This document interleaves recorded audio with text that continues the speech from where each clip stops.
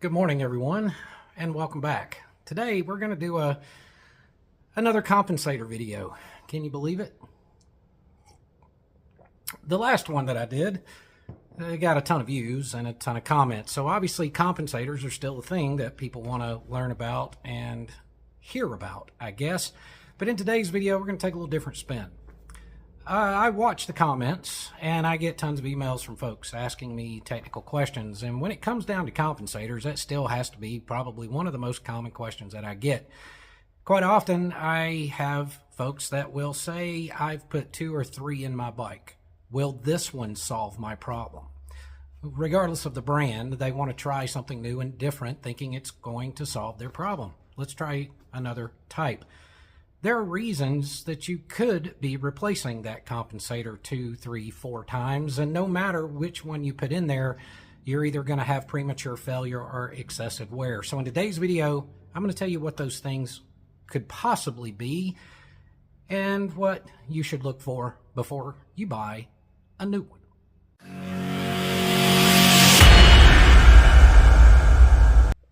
So when folks reach out to me and they want a new compensator, they'll tell a story of the one that they had before, how it failed, and the problems that they had associated with it. But again, the concern is the people that have replaced 1, 2, 3, 4 times. And the last thing I would want you guys to do is go buy an expensive one, put it in, and virtually have the same experience, which regardless of which one you choose to buy. So let's go through the things that maybe you should do and check if you have a compensator failure. Those things are designed to last quite a while. Of course, the first version of the new design back in 07 with the integrated spring packs and things like that, they were known to fail prematurely regardless of the things that I'm about to tell you. But when the new version came out with a large spring, some people refer to them as the Screaming Eagle compensator. They first came out on trikes, and then I think they came out on police models, and then they became universal on all new bikes. And it was certainly far better than the original one that was introduced in 2007. Those of you that have an 06 and earlier model bike, everyone wants to upgrade their factory one, and the answer is the same. No one really makes an upgraded version of the factory one from 06 and back because the stock ones worked great. But a lot of things have changed since then.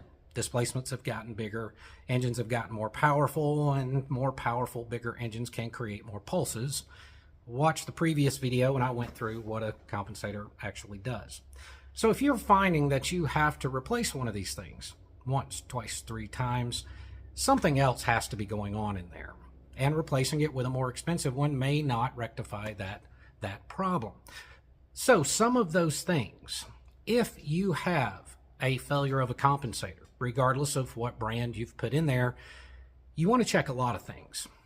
So let's imagine inside your primary, you've got that front sprocket rotating. Then you've got your clutch basket back here that's rotating.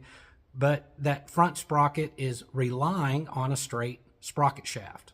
And a sprocket shaft where the splines are machined in the geometric center line of the crank. They're not always. If they're off a bit, suddenly that sprocket's not rotating on the center line. It's now off a little, creating a little bit of a pulse. But now we have to move to the back end where your clutch basket is. The clutch basket is relying on the main shaft of the transmission. Well, that's not always perfectly straight. You can have run out on that main shaft as well. But then you also have a bearing in that clutch basket that is trying to keep the hub in the center line of the basket itself. Then you have the basket itself. In short, you've got a whole lot of components in there that are relying on concentricity from one to the other as they rotate through to reduce those pulses and harmonics and vibrations and things like that. So when you have one that fails, one of the first things you should do is check your sprocket shaft runout on the crank. That's number one. There are also some fixtures out there that you can check that center line, run your crank bolt in there, put an indicator there, and then you put an indicator on the splines. It can be a little tricky to measure that, but that's a good way that you can compare one to the other, see if they're machined off center. That can create a premature compensator failure. The other thing is checking runout on the main shaft of your transmission. checking how tight the hub is in the basket, checking that bearing. Another is your inner primary bearing, because that primary bearing is helping to support the main shaft coming out of the transmission. All these things work together. One thing that can also happen is if you have excessive wear in the clutch basket or the plates. If there's excessive wear, it can create shock, which can also happen in the front if you have excessive wear on the splines on the crank versus the compensator. That slop in either place can create more shock for the compensator. The other thing that can happen is, believe it or not, guys, and I hate to say it, is riding styles. The purpose is to absorb the engine pulses. As our displacements are getting bigger, strokes are getting longer, those pulses can increase. If you're riding and operating the bike generally in very low RPM ranges, essentially the term lugging the engine. Lugging that engine can increase that pulse, increase that harmonic that travels through the primary and beats the thing to death, but also how aggressive you are, not just with accelerating, but also decelerating. Anything that can, add extra stress and load, that connection point between the transmission and the crankshaft, will make those ramps bounce back and forth, okay? And that can create excessive load, excessive wear. As the wear increases, the spring tension reduces slightly, and then it just goes up and up from there. And you have more and more slop and all that type of stuff. So how aggressive you ride, how aggressive not only you accelerate and decelerate, but also if you operate the bike in very low RPM ranges, all of those things combined can definitely reduce the lifespan or contribute to premature failure of your compensating sprocket. So, in short, if you have a failure, these are the things that you need to think about before you just buy a more expensive one and put it in.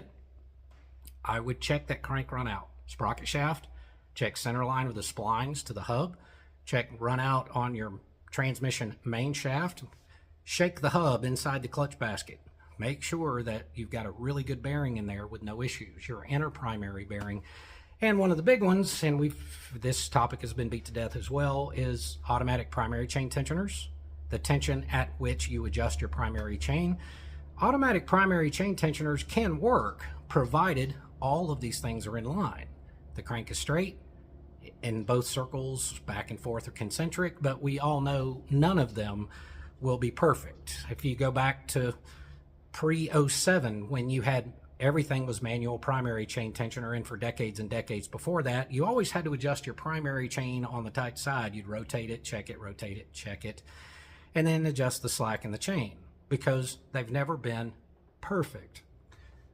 But with an automatic primary chain tensioner and these other problems added together, it can create a lot of slack in that chain, a big variance in that free play. All of those things, that shock load, again, you combine all these things together and it can lead to that premature failure of the compensator. So I hope this helps you guys a bit. Check all of those things when you have your first initial failure. Is it possible you just got yourself a bad one and you need to replace it? Sure. But replacing it 2 and 3, 4 times when you have 10, 15, 20,000 miles, give or take, between each replacement, that's pretty much a surefire indicator that you've got something else going on. And I would check all of these things. So for this one, it's going to wrap it up. I hope to be able to put out another video in another week or two. We've got bikes we're working on here, and we've got some cases ready to go, and more folks getting ready to drop off bikes so that we can continue on with everybody that's been waiting in our backlog. Excited to see all of you and welcome you here to the new facility and get started on everything, get things wrapped up. So, another sip of coffee. It's a cold, blistery morning up here. As always, take care of yourselves and each other. Have a good one.